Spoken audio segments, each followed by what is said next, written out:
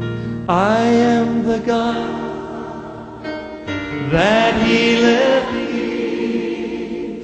I am the Lord, your healer. I sent my word and healed your disease. I am the Lord, your healer.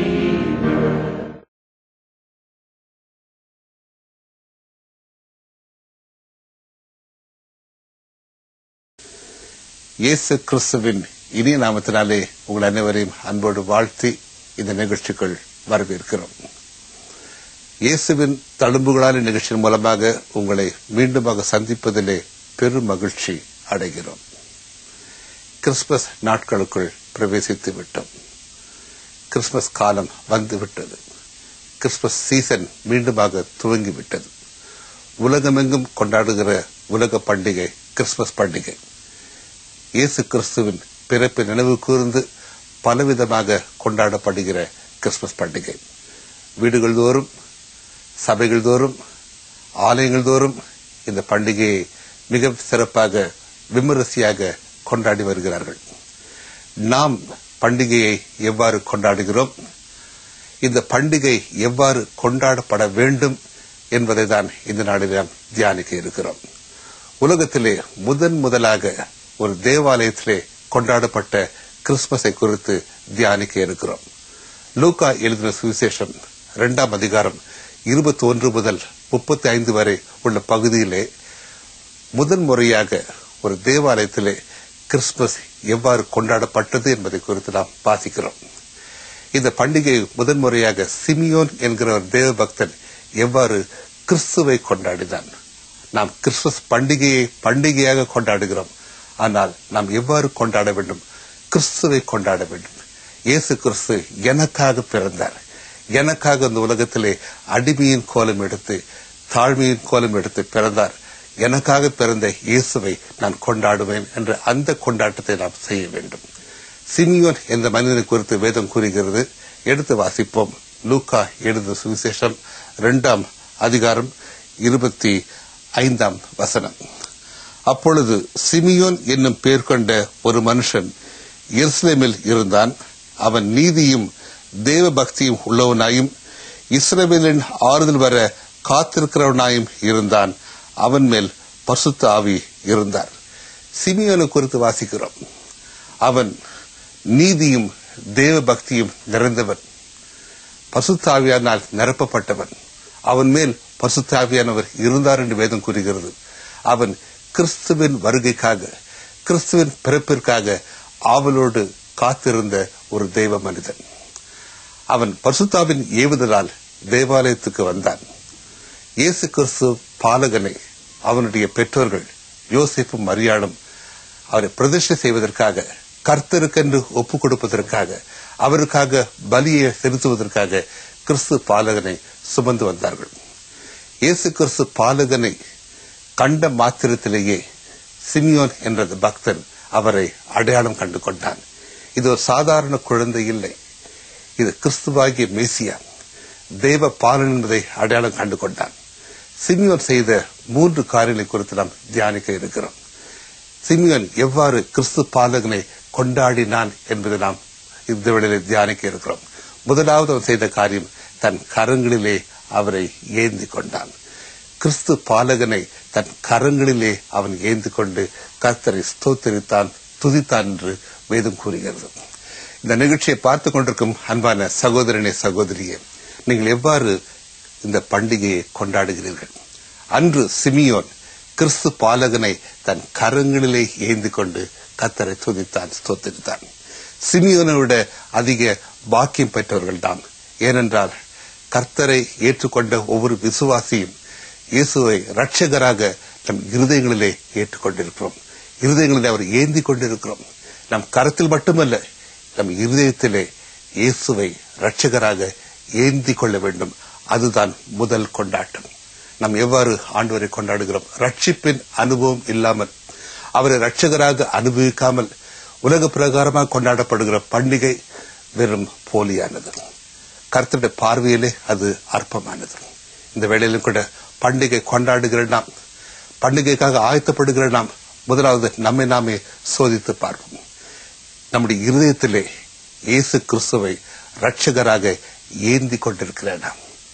அன்று சிமியோனுக்கு கிடைத்த ஒரு ஸ்லாக்கியம், பாக்கியம், கிறிஸ்து பாலகனை தன் கரங்களிலே ஏந்தி கொண்டிருந்தார்.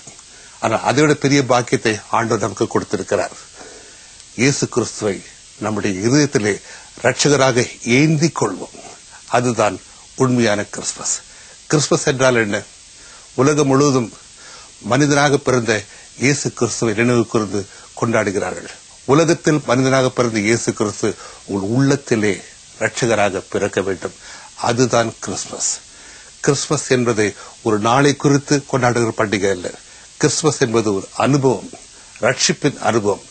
நாம் இயேசு கிறிஸ்து விசுவாசத்தை ஏற்றுக்கொள்வதுதான் கிறிஸ்துமஸ். அந்த கிறிஸ்துமஸ் ஒவ்வொரு வாழ்க்கையிலும் நிகழ வேண்டும். இதுதான் கர்த்தருடைய நோக்கம். உலகத்தில் அத்தனை பேரும் இயேசு கிறிஸ்துவை ஏற்றுக்கொள்ள வேண்டும். அதுதான் உண்மையான கிறிஸ்துமஸ். இந்த நிகழ்ச்சியை பார்த்துக் கொண்டிருக்கும் அன்பான சகோதரிய சகோதரியே, உங்களுடைய வாழ்க்கையிலே, உங்களுடைய இதயத்திலே இயேசு கிறிஸ்து பிறந்து விட்டாரா? அவர் இரட்சகராக நீங்கள் அவரை ஏந்தி கொண்டிருக்கிறீர்களா? அதுதான் முதலாவது நாம் செய்ய வேண்டிய காரியம். கிறிஸ்துமஸ் கொண்டாட்டத்தின் முதல் படி நம் இருதயங்களிலே இயேசுவை இரட்சகராக ஏந்தி கொள்ள வேண்டும். ஹல்லேலூயா. நம்மை நாமே நிதானித்து சோதித்து அறிவோம். அடுத்தபடியாக சிமியோன் செய்த காரியம், உம் இரட்சணியத்தை என் கண்கள் கண்டது என்று கூறினார். அந்த பகுதி எடுத்து வாசிப்போம். லூக்கா எழுதின சுவிசேஷம் 2ஆம் அதிகாரம் 32ஆம் வசனம். உம்முடைய இரட்சணியத்தை என் கண்கள் கண்டது என்றார். உம்முடைய இரட்சணியத்தை என் கண்கள் கண்டது. கண்டேன் என் கண் குளிர என்று ஒரு பக்தன் கிறிஸ்துமஸ் பாடலை பாடியிருக்கிறார். ஆம், அவர் இயேசுவை இரட்சகராக, இயேசு கிறிஸ்து மூலமாக வரும் ரட்சிப்பை தன் விசுவாச கண்களால் கண்டு உம்முடைய இரட்சணியத்தை என் கண்கள் கண்டது என்று கூறினார்.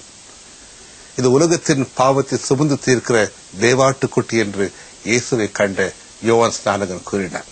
ஆம், உலகம் இயேசுவை உலக இரட்சகராக, உலகத்தின் பாவத்தை சுமந்து தீர்க்கிற தேவாட்டுக்குட்டியாக காண்கிறது. இயேசு கிறிஸ்து மூலமாக ரட்சிப்பின் நற்செய்தியை உலகம் கேட்கிறது. ஆனால் அந்த ரட்சிப்பை பெற்றவர்கள் ஒரு சிலர் தான். இந்த நாளிலும் கூட இந்த நிகழ்ச்சியை பார்த்துக் கொண்டிருக்கும் அன்பான சகோதரனே சகோதரியே, இயேசு கிறிஸ்துவாகிய ரட்சகரை நீங்கள் உங்களுடைய வாழ்க்கையிலே ரட்சகராக அனுபவிக்கிறீர்களா? அந்த ரட்சிப்பின் அனுபவத்திற்குள் கடந்து வந்து விட்டீர்களா? நீங்கள் பண்டிகை கொண்டாடும் நாட்களிலே ரட்சிப்பை பெற்றுக்கொள்ள வேண்டியது மிகவும் அவசியமான காரியம். ரட்சிப்பின் அனுபவம் தான் பண்டிகையின் அனுபவம். ரட்சிப்பை பெற்றுக்கொள்வது கிறிஸ்துமஸ். ரட்சிப்பை அனுதினமும் அனுபவிப்பது கிறிஸ்துமஸ் அனுபவம். ரட்சிப்பின் மூலமாக கிடைக்கும் பாவ மன்னிப்பின் சந்தோஷம், விடுதலை, வெற்றி, அது உங்களுடைய அனுதின அனுபவமாக இருக்க வேண்டும். அது மட்டுமல்ல, கிறிஸ்துமஸின் கொண்டாட்டம் என்றால் அந்த பாவ மன்னிப்பின் சந்தோஷம், ரட்சிப்பின் சந்தோஷத்தை நாம் அனுபவிப்பதுதான் கிறிஸ்துமஸின் சந்தோஷம், பண்டிகையின் ஆசீர்வாதம். இந்த நாளிலும் கூட நம்முடைய வாழ்க்கையிலே அந்த ரட்சிப்பை பெற்றிருக்கிறோமா? இயேசு கிறிஸ்து மூலமாக பெற்ற ரட்சிப்பின் சந்தோஷத்தை நாம் அனுபவிக்கிறோமா? நம்மை நாமே நிதானித்து சோதித்து அறிவோம். சிமியோன் முதலாவது இரட்சகராகிய இயேசு கிறிஸ்துவை, அந்த பாலகனை தன் கரங்களிலே ஏந்தி நின்றார். அடுத்தபடியாக தன் விசுவாச கண்களால் அந்த ரட்சிப்பை கண்டார். மூன்றாவதாக அவர் செய்த காரியம், இயேசுவின் புகழை, புண்ணியங்களை அவர் அறிவித்தார். இயேசுவை அவர் புகழ்ந்து பாடினார். அவர் இயேசுவை எப்படியாக அறிக்கை செய்தார் என்பதை நாம் இந்த வேளையிலே நாம் வாசிக்க கேட்போம்.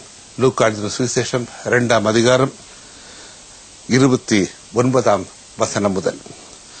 ஆண்டவரே, உமது வார்த்தையின்படி உமது அடியேனை இப்பொழுது சமாதானத்தோட போக விடுகிறேன். பிரஜாதிகளுக்கு பிரகாசிக்கிற ஒளியாகவும் உம்முடைய ஜனமாகிய இஸ்ரவேலுக்கு மகிமையாகவும் தேவரீர் சகல ஜனங்களுக்கும் முன்பாக ஆயத்தம் பண்ணின உம்முடைய இரட்சணியத்தை என் கண்கள் கண்டது என்றார். 3 காரியத்தை அவன் இங்கு கூறுவதை நாம் வாசிக்கிறோம். முதலாவது, பிரஜாதிகளுக்கு பிரகாசிக்கிற ஒளி. உலகத்திலே வந்து எந்த மனுஷனையும் பிரகாசிப்பிக்கிற மெய்யான ஒளியாகிய இயேசு கிறிஸ்துவை அவன் அடையாளம் கண்டு கொண்டார். ஆகவேதான் கூறினார், பிரஜாதிகளுக்கு பிரகாசிக்கிற ஒளி என்று இயேசுவை குறித்து அறிக்கை செய்தான்.